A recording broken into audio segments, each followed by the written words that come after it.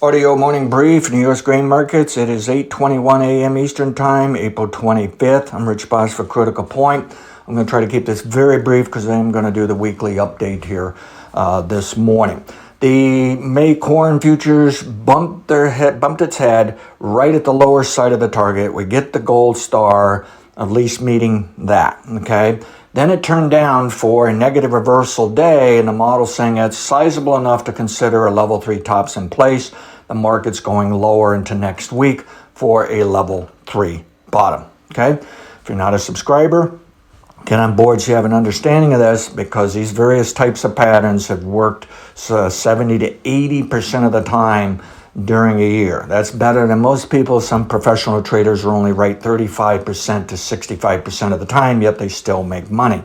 All right, at any rate, 5-day average might hold this corn market for a little while longer. There is still time for a little later level 3 top. It can bounce some more, but I think we better consider it's time for this market to stall out, maybe even go a little bit lower than what it's done today here. And it is interesting that it dipped into a prior upside target and actually found a little bit of buying near the bottom of that target as of overnight, but it might bump its head near the 5-day average here, and we got a sell signal on that daily stochastic indicator. The other indicators aren't quite on board, but that's not unusual. They tend to lag a little bit more.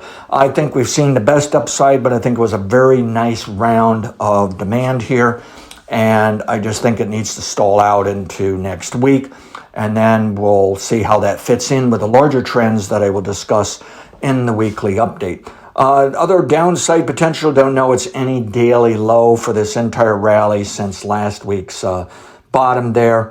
If it gives us a little bit of a bounce, and I will say, if it gives us a little bounce and then down, I might be able to come up with some more defined, narrow, and highly accurate downside objectives, but not much here right now.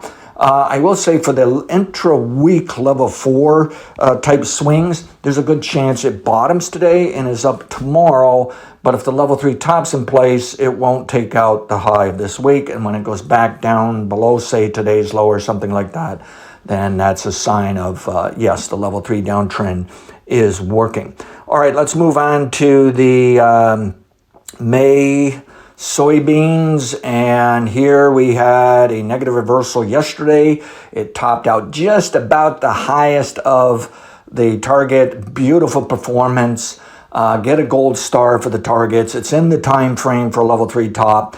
This morning it dipped below the 5-day average, then it came a little bit above it, but I suspect it is going lower into next week for a level 3 bottom, okay? It can, like corn, place a level 4 today and bounce into tomorrow, but maybe it can go higher, take out the high of this week, but I kind of doubt it. I think it'll just, again, I think we're still looking at sluggishness, base building inside of these larger trends, and that's distorting some of the demand to level 3, that they don't really have to be all that aggressive, don't have to be big buyers, big sellers. But I kind of like what we've seen the last few days in corn and soybeans and wheat. I really like that. But at the same time, I think it can stall out here a little bit, consolidate into next week, and that can mean a retracement and more downside in what we've seen today. Okay, retracement of this recent bounce in soybeans. So I don't have anything extra for still higher objectives now. We'll just watch how this behaves, and I don't have anything of a strong downside target yet. I just look at the recent daily lows, run your Fibonacci retracements or your 50% rule of thumb kind of retracement thing. The market is short-term overbought, and the indicators are rolling over for a sell signal now in soybeans, but it's quite possible someone would like to buy it near this 5-day average. But if it closes below it, the funds may want to sell whenever it blips up to the 5-day average. I think it's just time to stall out in the next week, but in that stall out definition, there probably is a little more downside than this, okay, of what we've seen this morning here. And again, I'll do the weekly update and explain how this fits into the larger trends for this year, the bigger up moves and down moves this year. All right, in the wheat market, this is fantastic. It moved above our best target range, so we're even more right, not wrong, but they don't get an extra gold star. Sometimes I get carried away and says, oh, we get an extra gold star. Most of the time, that's not how it fits. You're just that you're even more right And at any rate, we got the gold star for the target. We got a gold star for the level 3 uptrend. Okay. And when you get gold stars for price and pattern, it makes it easier to get to 90% accuracy.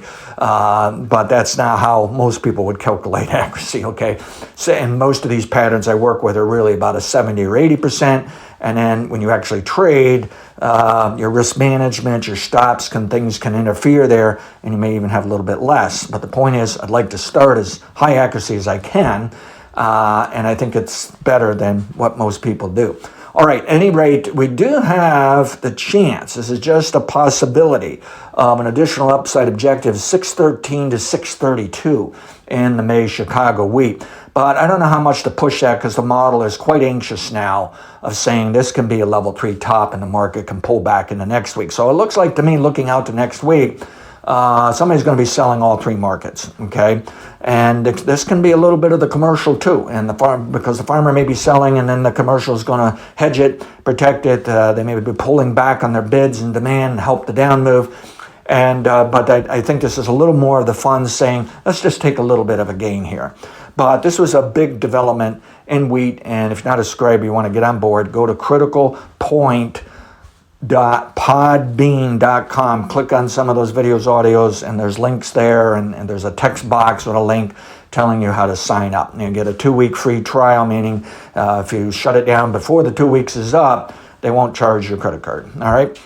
But get on board. This is going to be an exciting year here in the grain markets, and you ought to be taking a look at some of the other outside markets and the economy and the stock market because we're really rolling on the stock market. It looks good. All right, at any rate, for the wheat market, yes, it is short-term overbought, no sell signals, and I think we're probably going to see it work a little lower by next week. We still have now a new higher objective here, but because it's already over our best objective and it is in that time frame for a level 3 top, when the level 3 trader, commercial and fund trader, who does business on a monthly basis, intra-month basis, they may be done buying. They may have bought enough. So consider that, and I'll explain that more in the weekly update. Past results are not necessarily indicative of future results. Have a great day. Thank you.